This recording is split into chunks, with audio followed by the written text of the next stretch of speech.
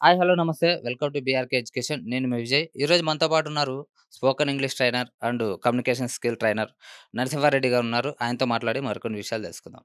నమస్తే sir. Hi sir. Good morning.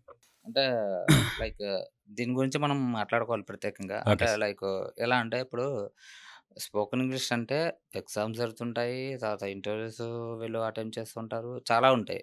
దీంట్లో పర్టిక్యులర్‌గా మనం చూసుకోవాలంటే గ్రామర్ కావచ్చు, లేదంటే ప్రొనౌన్స్ కావచ్చు. దీంట్లో కొన్ని సైలెంట్ వర్డ్స్ ఉంటాయి సార్ మనకు అవును. సంబంధించినట్టు. అవును. అవును. సో, దీన్ని పర్టిక్యులర్‌గా కొన్ని క్వెషన్స్ కూడా వస్తూ ఉంటాయి దీని మీద. అవును. అవును. సో, అలాంటప్పుడు వాళ్ళు దాన్ని ఎలా ఐడెంటిఫై జేయాలి? అంటే సైలెంట్ వర్డ్స్ అంటే మనం మాట్లాడుతున్నప్పుడే కొన్ని వర్డ్స్ ఇక్కడ సైలెంట్ వర్డ్ వస్తుందని చాలామంది చెప్తారు. సో, అది ఎలా గుర్తుపట్టాలి యాక్చువల్ మనం? ఇక్కడ ఏం లేదు సార్. మనం చిన్నప్పటి నుంచి స్కూల్‌కెళ్తుంటాం కదా! అవును. టాక్ అన్నాం ఫర్ ఎగ్జాంపుల్. అవును. TALK talk. అవును. అక్కడ ఎల్ సైలెంటే కదా! రైట్. వాడు పలకట్లేదు కదా! మనం. రైట్. రైట్? ఇప్పుడు మనం కార్ అంటున్నాం. హ్మ్. కార్ అనే వర్డ్ యాక్చువల్ ఏందంటే కా అనాలి అది. కా. ఆ! ఓహ్! అంటే ఆర్ అనేది సైలెంట్ ఉండాలి అక్కడ. ఓకే. డాక్టర్, డాక్టర్ అనాలి. సో, మన ఆర్ అనేది సైలెంట్ అక్కడ. అవును. అది ఎవరికి తెలుస్తుంది అది? నేర్చుకున్న వాళ్ళకి ఆ! మాత్రమే తెలుస్తది. నేర్చుకున్న వాళ్ళకు, ప్రొఫెసర్‌లకు, రైట్. టీచర్‌లకు తెలుస్తుంది. రైట్. ఇప్పుడు ఏమైతుందంటే చిన్నప్పుడు వాళ్ళు స్ట్రెస్ చేస్తారు. కానీ రాను రాను మర్చిపోతారు. ఆ! ఇప్పుడు మన ఇండియాలో ఏందంటే మనం మాట్లాడుతుంటే వాడు ఫిక్స్ అయిపోతాడు. డాక్టర్ అనాలంతే. అంతే. రైట్. యాక్టర్ అనాలంతే. ఇప్పుడు డాక్టర్ అని మనం అన్నాం అనుకోండి. వాడు మనల్ని కిందికి పైకి చూస్తాడు వాడు.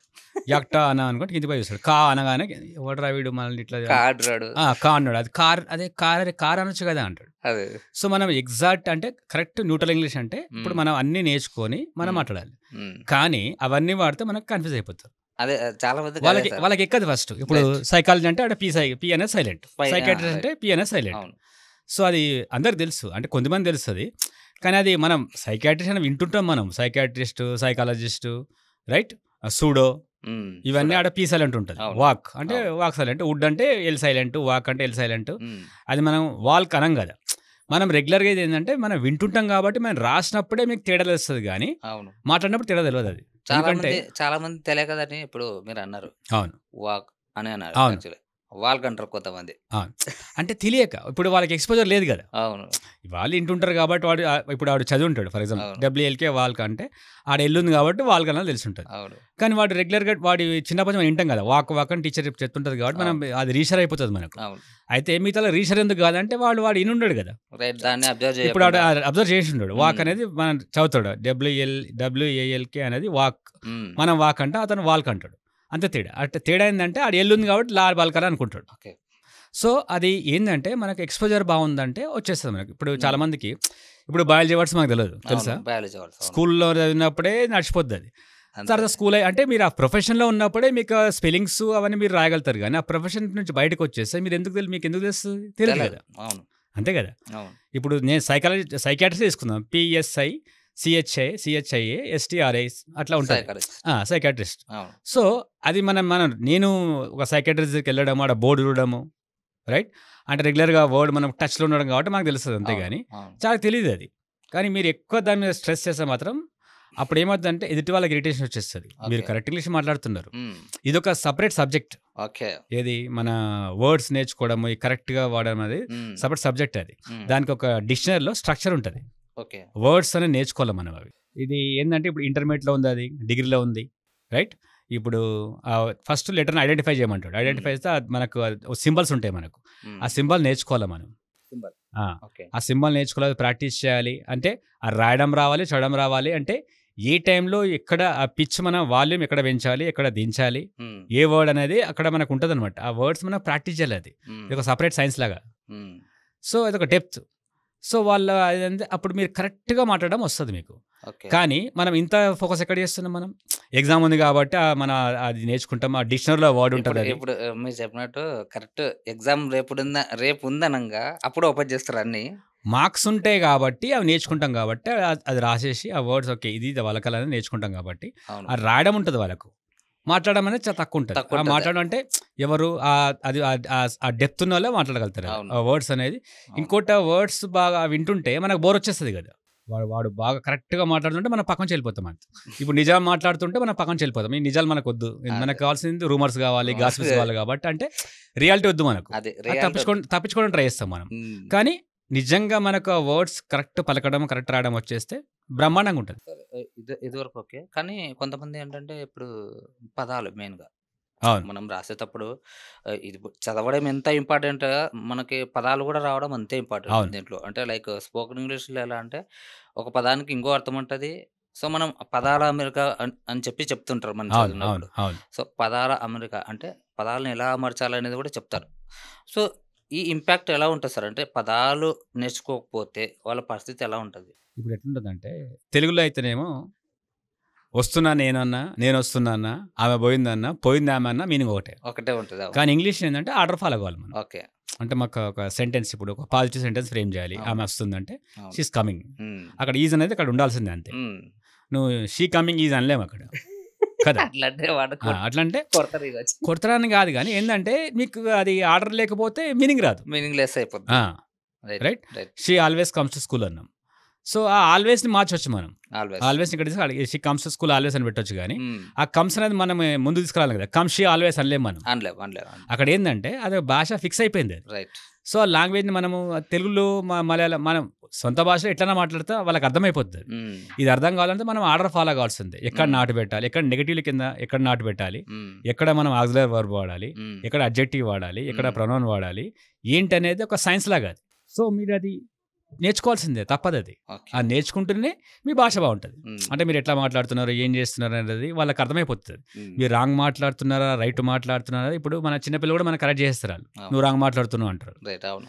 సో, అదేంటంటే నేర్చుకుంటే తప్పేం లేదు కదా! హ్మ్. ఇప్పుడు అందరూ అంటారు గ్రామర్ అవసరం లేదు అంటారు. గ్రామర్ లేకుండా అసలు లాంగ్వేజ్ రాదసలు మీకు. రాదు గదా! అది. ఇంపాసిబుల్ అది. ఆ!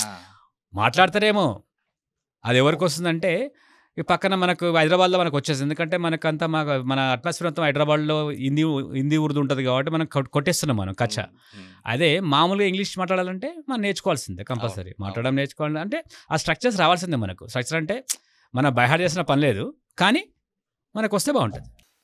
చాలామంది అంటే లైక్ నేను చూసిన దాంట్లో ఐ మీన్ నా ఫ్రెండ్స్ సర్కిల్‌లో గూడా ఆ! నేను స్పోకెన్ ఇంగ్లీష్ నేర్చుకోవాలి. సో, హైదరాబాద్‌కొచ్చి నేర్చుకున్నోళ్ళు గూడా ఉన్నారు. అవును. Spoken English. అంటే లైక్ ఎలా సార్ అంటే వాళ్ళకి ఇదివరకు ప్రాక్టీస్ లేకనా లేకపోతే ఆ పదాల అమెరిక సో, పదాలు తెలియక చాలామంది ఏంటంటే ఇంటర్వ్యూలో ఒక ఒక ఒక ఒకటి మాట్లాడేది ఇంకొకటి మాట్లాడేది. అంటే అది తెలదు గదా! సో, పదాలు కలపడానికొస్తే ఏదైనా మాట్లాడొచ్చు. సో, అది తెలియక చాలామంది ఇంటర్వ్యూస్‌లో ఏంటంటే ఫెయిల్ అవుతున్నారు. బేసిక్‌గా ఏమైంది సార్ ఇంటర్వ్యూ ఎందుకు ఫెయిల్ అవుతామంటే ఫస్ట్ మనకి ఇంటర్వ్యూ అంటేనే భయం. ఇంగ్లీష్ సంగతి పక్కకు పెట్టండి. అంతేనా? ఇంగ్లీష్ అంటే ఆడికెళ్ళగానే అక్కడ రూమ్‌లో ఒక పులి ఉంటది. మనల్ని తినేస్తది అనే ఫియర్ ఉంటది. హ్మ్. నెక్స్ట్ ఫియర్ ఏముంటదంటే ఈ జాబ్ మనకొస్తే బాగుంటదా ఒక నర్వస్‌నెస్ ఉంటది. హ్మ్. ఎందుకంటే మనం ఇన్నేళ్ళు చదివింది జాబ్ సంపాదించకే కదా! అవును. అంతే కదా అసలు. జాబ్ రావాలంటే జాబ్ వస్తే మనం సెటిల్ అయితాం, డబ్బులొస్తాయనే కాన్సెప్ట్ ఉంటది. హ్మ్. మన మైండ్ అక్కడ నంబయిపోతది. అంటే అవును. మనం అక్కడ వెళ్ళగానే ఏమైందంటే మనము అది మనకిగ తలదిన్నట్టు వచ్చేస్తుంటది. ఫీలింగ్ వచ్చేస్తది ఫస్ట్. అరే! ఈ జాబ్ మనం ముందు నుంచే ఫిక్స్ అయిపోతాం. ఏమని? ఈ జాబ్ వస్తే ఇక మనం సెటిల్. హ్మ్.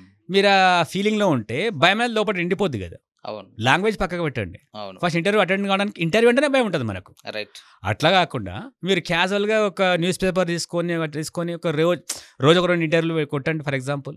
ఇప్పుడు మీరు కార్ డ్రైవింగ్ రావాలి, బైక్ నడవాలంటే ఎట్లా ఏం చేస్తుంటారు మీరు? అవును. రెగ్యులర్ నడుపుతూనే కదా వచ్చేదది. అంతే. ఇంగ్లీష్ కూడా అంతే. మీరు ఇంటర్వ్యూకెళ్ళినప్పుడే గాదు, మామూలుగా మాట్లాడితే అలవాటయిపోతది. ఇంటర్వ్యూ అంటే ఏంది? మనకేమొచ్చు, వాళ్ళు మనకేమిస్తారు.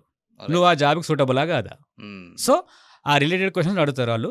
ఇంటర్వ్యూ సింపుల్‌గానే ఉంటది. కానీ మనం దాన్ని కాంప్లికేట్ చేసేస్తాం. హ్మ్. వాళ్ళు అడిగే క్వెషన్ మనం ఆన్సర్ ఇవ్వగలుగుతామా? రైట్. అనే భయం మనకుంటది ఫస్ట్. రైట్. వాళ్ళు నార్మల్ క్వెషన్‌లు అడుగుతారు. మన సబ్జెక్ట్ రిలేటెడ్ అడుగుతారు ఆళ్ళు. ఎక్స్‌పీరియన్స్ లేకపోతే జనరల్‌గా మీకు ఇంట్రడక్షన్ వచ్చా? మామూలుగా అడుగుతారు. హ్మ్. అదే మీరు సబ్జెక్ట్ అంటే మీరు ఎక్స్‌పీరియన్స్ ఉంటే డెప్త్‌కెళ్తారు అంతే ఆళ్ళు. హ్మ్. మన ఎక్స్‌పీరియన్స్ వాళ్ళకి పనిచేస్తది. హ్మ్. అది మీరు ఎక్స్‌ప్లెయిన్ చేయగలుగుతున్నారా ఇంగ్లీష్‌లో అనేది మ్యాటర్స్ అంతే. అది ఎప్పుడు ఎక్స్‌ప్లెయిన్ చేయగలుగుతారు? మీరు నేర్చుకోవాలంతే. మాట్లాడాలంతే. వచ్చిన రెగ్యులర్‌గా ప్రాక్టీస్ చేయాలి. సింపుల్ ఇది. లైక్ మీరు చెప్పినట్లు ఏదైతే ఇప్పుడు న్యూస్ పేపర్స్ ఉన్నాయో సో, అదే కాకుండా మన గైడెన్స్ కూడా చాలా అవసరం దీంట్లో. అంటే ఒక ఇప్పుడు మనమేమనుకుంటామంటే లెక్చరర్స్ గాని. మనకొచ్చనుకుంటాం. హ్మ్. కొన్నిసార్లు రాకపోవచ్చు కదా! అవును. రాకపోవచ్చు. ఇప్పుడు మనకు అన్నీ వచ్చకుండా స్కూల్ ఎందుకు? మనకు అన్నీ వచ్చకుండా కాలేజ్ ఎందుకు? కదా! ఇప్పుడు యూట్యూబ్ చూసి మనము అన్ని చేసేసుకొని నేర్చుకుంటే ఇక అనుకుంటారు కదా! అందరు. ఇవ స్కూల్ ఎందుకు ఏంటి అంటే కాదు కదా! అది ఎవరెవరో గైడెన్స్ ఉండాల్సిందే కదా! ఖచ్చితంగా. ఇప్పుడు డ్రైవింగ్ నేర్చుకున్నంటే మనం సొంతగా కార్ తీసుకొని బయట ఇప్పుడు యూట్యూబ్లో నేర్పిస్తుంటాడు, మనకు క్లచ్ దొక్కాలి, బ్రేక్ ట్యుటోరియల్స్ వేయాలి, ఎక్సలేటర్ ఇవ్వాలి అంటాడు. అవును. నువ్వు డైరెక్ట్ పోయి కార్ తీసుకొని క్లచ్ దొక్కి బేర్ దొక్కేసి ముంగడ గుద్ది పడేస్తాం. యాక్సిడెంట్. అంతే కదా, అంతే. ప్రాక్టీస్ ఉండాలి కదా. ప్రాక్టీస్ అంటే ఎవరొకరు మనం నేర్పించాల్సిందే. మనం అనుకుంటాం వచ్చేస్తుంది అనుకుంటాం, రాదు కదా, రైట్. వస్తుంది కానీ యాక్సిడెంట్లు అవుతాయి. ఇది కూడా అంతే, పొరపాట్లు అవుతాయి. ఎస్. సో గైడెన్స్ ఉంటే బెటర్. రైట్. అంటే పదాలు నేర్చుకోవాలన్నా కూడా మనం దాన్ని కొద్దిగా మీరు ఏం ఫాలో నేర్చుకోవాలన్నా చేసి సరే ఒక గురువు ఉండాల్సిందే. రైట్. గురువు ఉంటే మనకు బాగుంటుంది. Right. Thank you so much sir. అంటే చాలా మందికి ఏంటంటే బిగినర్స్‌కి చాలా ఇంపార్టెంట్ ఇది. చాలా మంది ఏంటంటే బిగినర్స్ అని కాదు సార్, హ్మ్. ఎవరికైనా ఇంపార్టెంటే. ఎవరికైనా ఇంపార్టెంటే. సో వాళ్ళు బాగా నేర్చుకొని ఇంటర్వ్యూస్ బాగా అటెంప్ట్ చేయొచ్చు. దీన్ని అంటే లైక్ ఎలా నేర్చుకోవాలి ఏంటనేది. భయం తగ్గితే మీరు ఇంటర్వ్యూ అటెండ్ చేయొచ్చు. యాహ్! ఫస్ట్ భయం ఉంటుంది. Thank thank you.